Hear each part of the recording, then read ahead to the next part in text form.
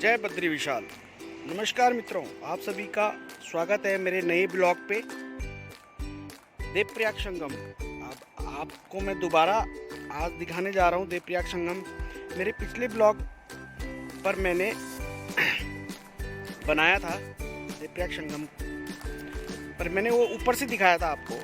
आज मैं आपको नीचे लेके जाऊंगा और यहाँ की पूरी विस्तृत जानकारी आपको आपके सामने रखूँगा। देवप्रयाग संगम अभी मैं ये ऊपर से दिखा रहा हूँ। देवप्रयाग संगम में दो नदियों का संगम है। ये राइट हैंड साइड से आ रही है अलकनंदा बद्रीनाथ, और ये लेफ्ट से आ रही है आपकी भागीरथी गौमुख ग्लेशियर से। अब यहाँ से ये गंगा बनती है, यहाँ से गंगा कहलाती है। अलकनंदा और भागीरथी का संगम।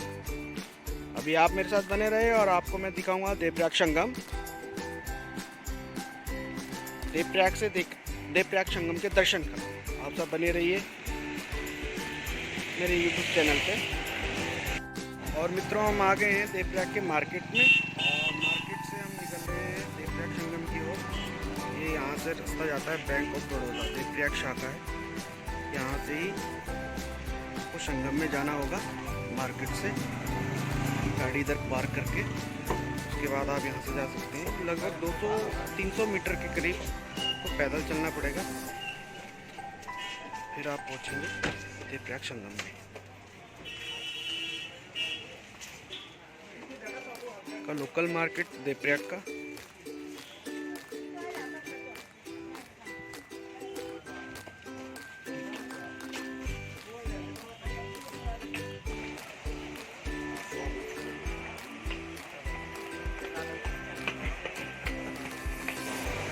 यहाँ भागीरथी नदी है,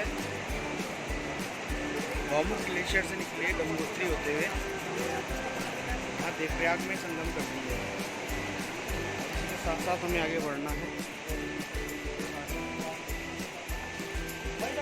नीचे भागीरथी नदी बह रही है।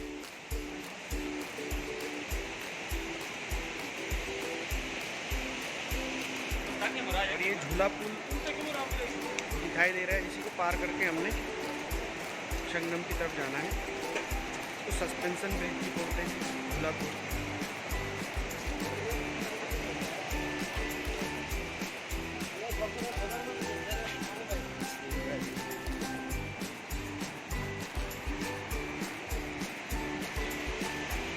भागीरथी नदी पे बना है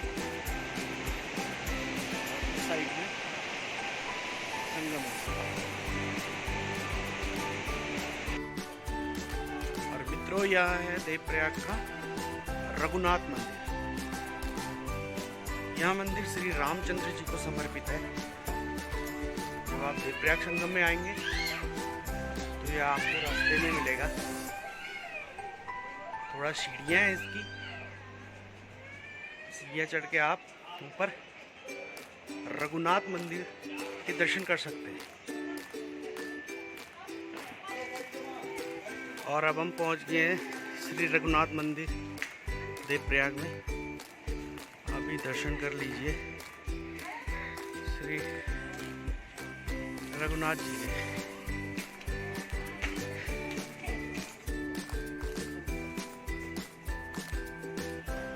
यह मंदिर श्री रामचंद्र जी को समर्पित है।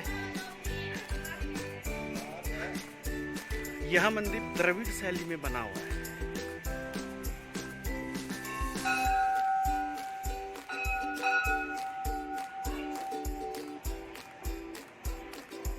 गरुड़ जी का है मंदिर, गरुड़ भगवान को समर्पित है।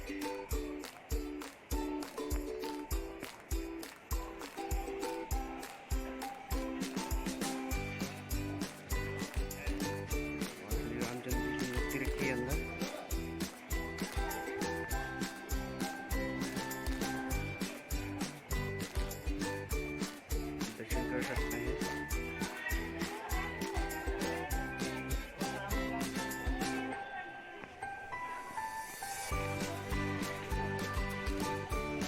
और अभी हम परिक्रमा कर रहे हैं श्री रघुनाथ जी की।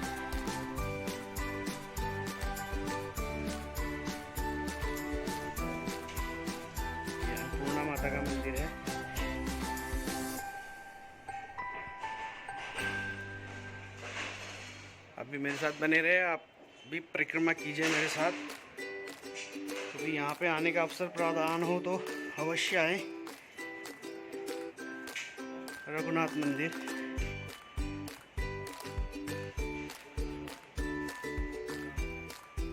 देवप्रयाग संगम से पहले पड़ता है। यह मंदिर द्रविड़ शैली में बना हुआ है।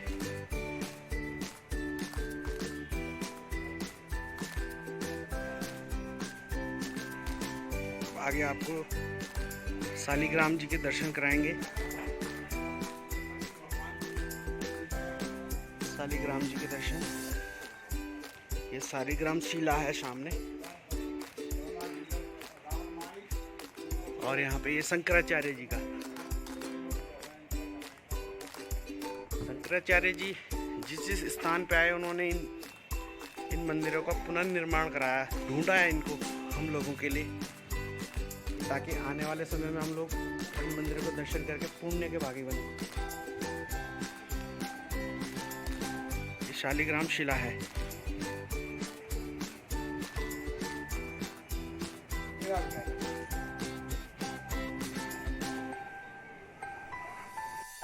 तो मित्रों, यहाँ थे देवप्रयाग से श्री रघुनाथ जी के मंदिर के दर्शन।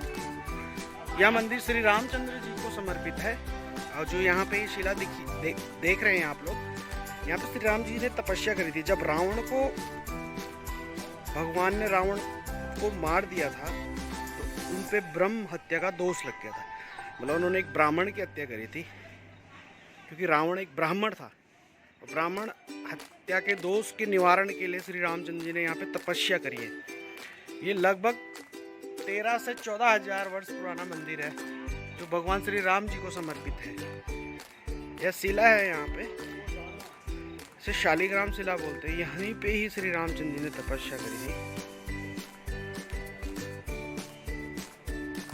देवप्रयाग में स्थित। और यहाँ पे एक देव शर्मा व्यक्ति थे, जिन्होंने यहाँ पे कठोर तपस्या की। यहाँ पे श्री रामचंद्र जी की, देव शर्मा एक तपस्वी थे, तो भगवान रामचंद्र जी ने उनको यहाँ पे दर्शन दिए, और इसी के नाम से इनका नाम यहाँ पे, इस गांव का नाम देवप्रयाग पड़ा है, श्री देव शर्मा जी के नाम पे, जो एक तपस्वी थे। भगवान श्री रामचंद्र जी की तपस्या करी थी इन्होंने, और उनके नाम से यह स्थान प्रसिद्ध हुआ, जिसको आप देवप्रयाग के नाम से जानते हैं अभी। तो यह थी एक छोटी सी जानकारी रघुनाथ जी के मंदिर के बारे में। अब आपके आगे मैं दर्शन कराऊंगा देवप्रयाग संगम के। अंदर में बहुत भव्य मूर्ति है, दिव्य मूर्ति है भगवान श्री रामचंद्र जी की। ये अंदर कैमरा ले जाना अलाउड नहीं है, तो इसलिए मैं आपको बाहर से ही दर्शन करा सकता था, इसलिए मैंने कराया। और आप मेरे साथ बने रहिए मेरे YouTube चैनल पे, तो आगे ले चल रहा हूँ मैं संगम स्थान पे। और मित्रों, अभी हम संगम में पहुँचने वाले हैं। यह संगम घाट देवप्रयाग। आप मेरे साथ बने रहिए, तो संगम के दर्शन कराएंगे। अभी रघुनाथ मंदिर दिखाया था आपको, अब आपको संगम दिखाने जा रहा हूँ मैं, देवप्रयाग संगम। पुराने ब्लॉग में मैंने ऊपर से ही बनाया था, ये सामने से, जहाँ पे कुछ लोग आपको दिखाई दे रहे हैं। तो आज मैं नीचे आया हूँ बिल्कुल घाट पे, जिसमें मैंने इस संगम में भगवान श्री रघुनाथ जी का मंदिर भी आप लोगों को दिखाया है। और आप भी दर्शन कर सकते हैं भागीरथी नदी का। निर्मल जल धारा अविरल बहती हुई आ रही है युगों युगों से। आप भी दर्शन कर सकते हैं। और आगे ये संगम स्थान है। यह भागीरथी नदी है, गौमुख ग्लेशियर से निकल के आई है, गंगोत्री धाम से होके।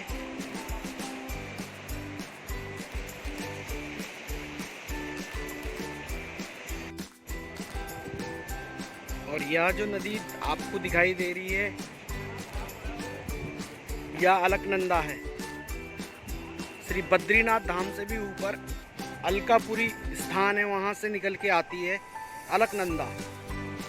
और इससे आगे 4 प्रयाग और हैं, रुद्रप्रयाग, कर्णप्रयाग, नंदप्रयाग और विष्णुप्रयाग। इन प्रयागों में भी दो दो नदियों का संगम है, लेकिन वो सारी नदी अलकनंदा में ही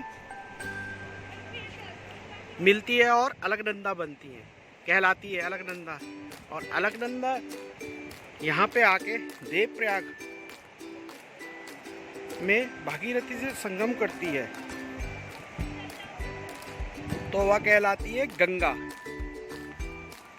यहीं से ही गंगा नाम की जो नदी है देवप्रयाग से ही कहलाती है। आप लोग दर्शन कर लीजिए सामने से। ये अलकनंदा नदी है, ये भागीरथी है सामने, और मिल के सामने ये अब गंगा। देवप्रयाग से आपका गंगा सागर तक जाती है नदी।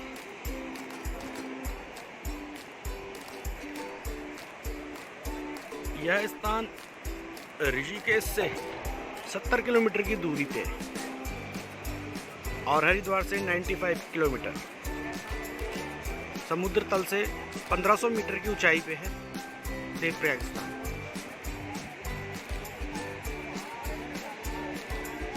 आपको कभी सौभाग्य प्राप्त हो तो इस संगम पे जरूर आइए। यहाँ पे स्नान करने का बहुत महत्व है और यहाँ पे पिंडदान और तर्पण भी किए जाते हैं।